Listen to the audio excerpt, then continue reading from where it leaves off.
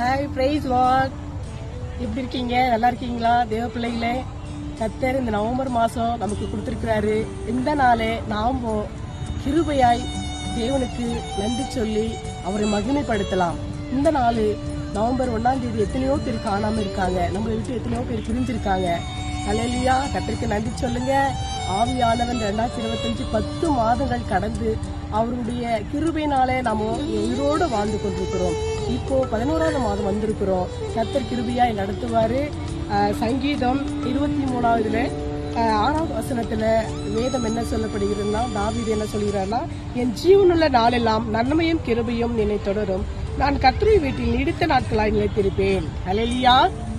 ஜீவனுள்ள நாளெல்லாம் நம்ம ஆயுச நாட்கள் கர்த்தருடைய வீட்டுல நம்ம இருக்கணும்.